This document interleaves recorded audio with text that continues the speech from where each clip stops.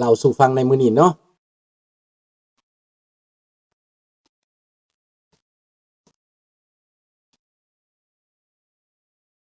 ได้แล้วบ่สบายดีพี่น้องลูกหลานลาวไทยหัวใจเดียวกันเพื่อเสรีภาพและประชาธิปไตยทุกท่านสบายดีพี่น้องจากฝรั่งเศสสบายดีพี่น้องจากแคนาดาจากอเมริกาทั่วทุกสารทิศทั่วมุมโลกเนาะพี่น้องสบายดีพี่น้องจากประเทศลาวประเทศไทยสวัสดีครับก่อนจะเข้ารายการก็ขอแจ้งให้พี่น้องทราบว่าพี่น้องคนลาวทางอเมริกาที่มาเป็นอพยพที่บ่ได้เอาสัญชาติเนาะมีบางคนก็มักง่ายเอาตั้งแต่ resident มาอยู่ตั้งแต่3-4-50 ปีแล้วก็ยังบ่ได้สัญชาติเพราะว่าตั้งใจบ่เอาบ่สนใจบ่ให้ความสำคัญได้แต่หนังสือเดินทาง resident เขาห้อง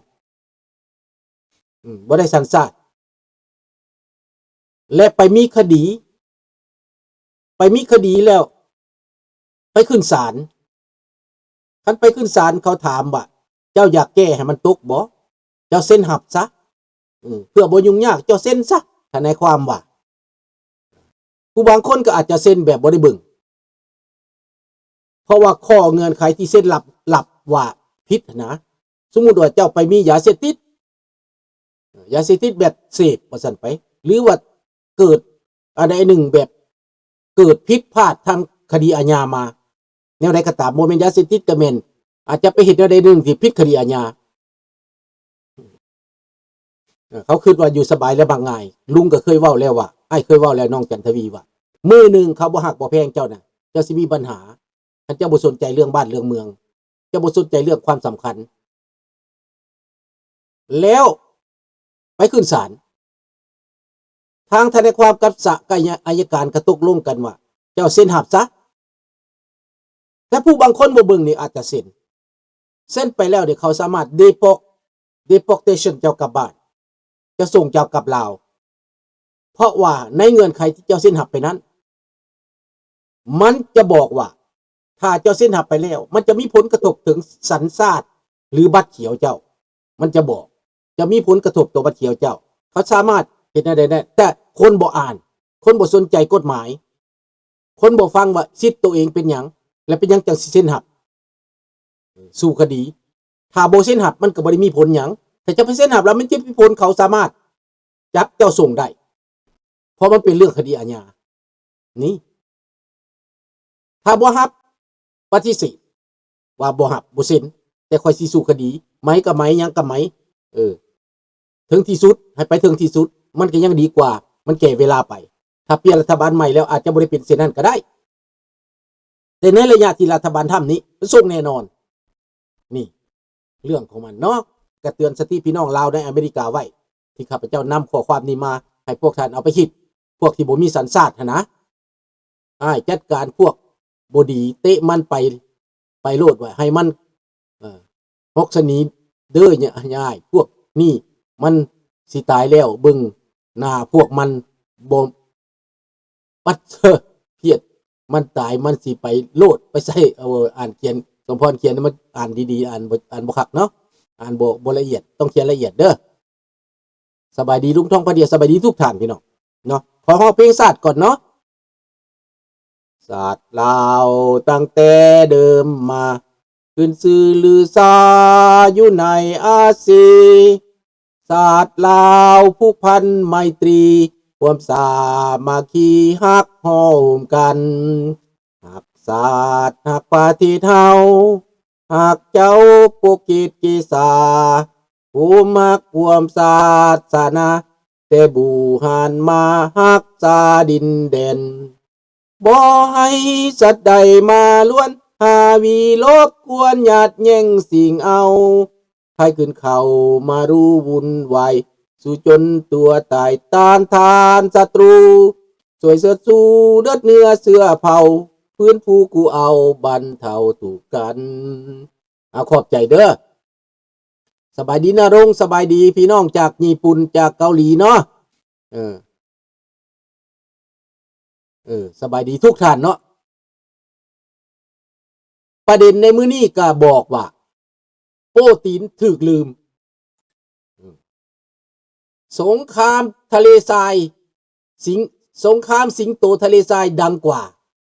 ยูเครนเสริมเขียวเหล็บพี่น้องอันนี้แหละคือเห็นเขาใส่กับมือคูบาแล้วส่งขึ้นรถคือกาซิเมนเพราะว่าคูบากับโบเมนคูบานั้นเป็นคนที่ก่อคดีแล้วจังมาบวชแก้บะมาบวชแก้เคสแก้หยังอันนั้นแหละแปลว่าเป็นคดีแล้วเจ้าทำคดีแล้วมาบวชมันก็บ่วิตสิมาอาศัยผ้าเหลืองตอนทำคดีแล้วนะบ่วิตดอกเนาะพี่น้องกระทำบ่ดีก่อนแล้วนะมาบวชก็บ่วิตคนเฮานี่มันต้องบริสุทธิ์คันมาบวชเนาะดังนั้นการบวชก็คือกับว่าไปทำให้ศาสนาวัดว่าเศร้ามองไปซื่อๆหั่นแหละเนาะแต่ว่ากระทั่งเลือกของคนก็สิเว้าหยังก็บ่ได้ดอกเนาะดังนั้นมื้อนี้พี่น้องจะมาว่าเรื่องนายปูตินนั้นเป็นอย่างไรเป็นหยังจังถูกลืมสงครามทะเลทรายดังกว่าเฮาจึงจะมาเว้าเรื่องทะเลทรายก่อนอิสราเอลเป็นประเทศที่ถูกลุ่มมานานแล้วบ่แม่นอิสราเอลไปลุกลานเขาได้เป็นประเทศที่ถูกลุ่มตีมาหลายครั้งหลายหนฮามาสถูกไผอยู่เบื้องหลังฮามาสกับบักโกตีนบักสีอยู่เบื้องหลังขุดบังเกอร์ใต้ทะเลใต้ปาเลสไตน์ก็แม่นบักสีส่งลูกน้องไปขุดรับเงินจ้างอุโมงค์ใต้ดินจะทำลายอิสราเอลเพราะว่าอิสราเอลนั้นเป็นคู่ของอเมริกาเป็นยิวเป็นพวกอเมริกาว่าซั่นไปเป็นเฝ้ากงของอเมริกาอยู่ในทะเลทรายดังนั้นมันเป็นเส้นนั้นพี่น้องอิสราเอลตัดสินใจโจมตีอิหร่านข้าพเจ้าก็ได้เว้ามาแล้วว่าสงครามโลกอาจจะเกิดที่นี่สบายดีแก้วมิกสงครามโลกอาจจะเกิดที่นี่ถ้าหากว่ารัสเซียโหมเข้ามาจีนโหมเข้ามาเกาหลีเหนือโหมเข้ามาต้องเกิดสงครามโลกแน่นอนถ้าว่ารัสเซียจะเข้ามาก็ต้องเบิ่งตัวเองทางยุโรปทางบนตัวเองเฮ็ดสงครามกับยูเครนนั้นสิไหวบ่รัสเซียสิไหวบ่ตัวเองก็บ่รอดแล้วสิมาซอยอีกผู้หนึ่งดังนั้นปล่อยอิสราเอลฟาดโลด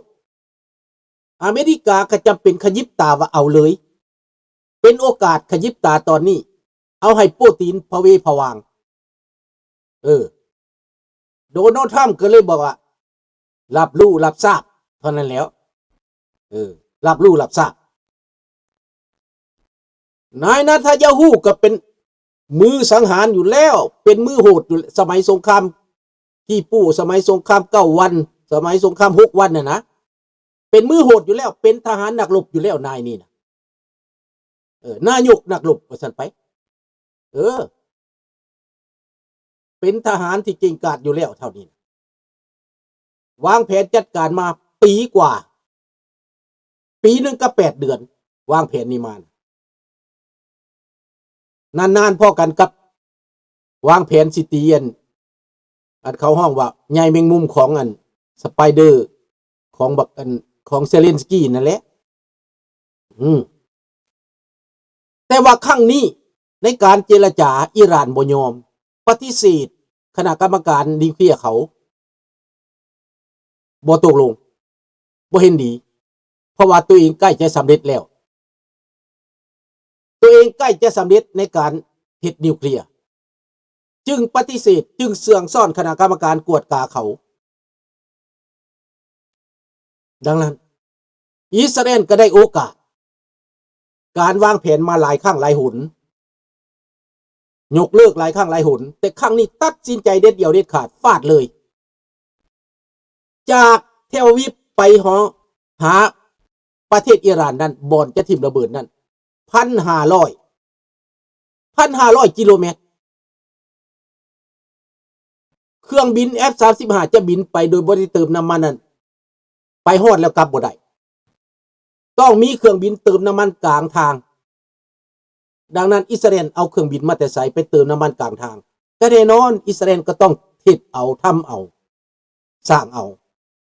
หรือว่าอเมริกาทำให้แต่ข้าพเจ้าว่าอิสราเอลมีแต่ก่อนแล้วอันนี้นั่น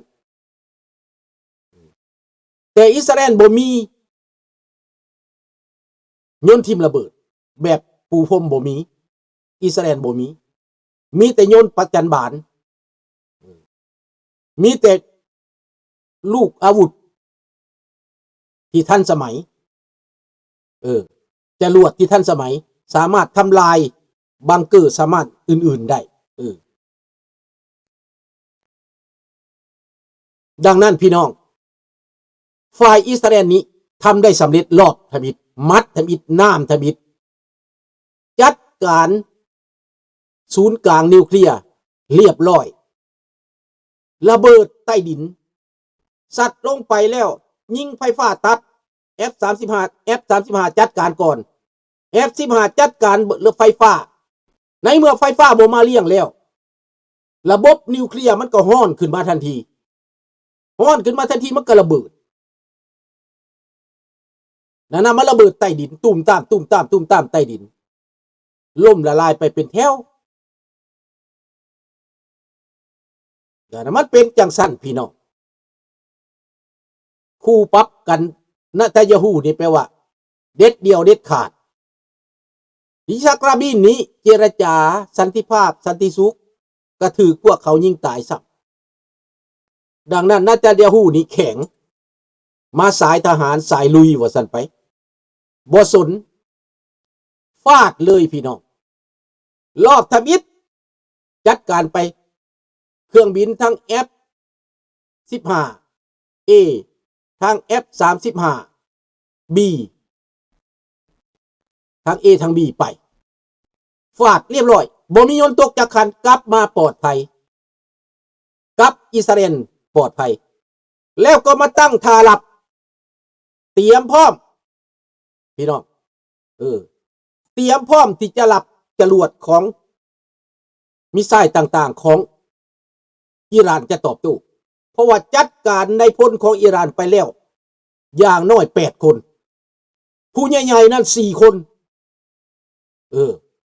หัวหน้ารัฐมนตรีป้องกันประเทศและผู้บัญชาการสูงสุดเรียบร้อยหมด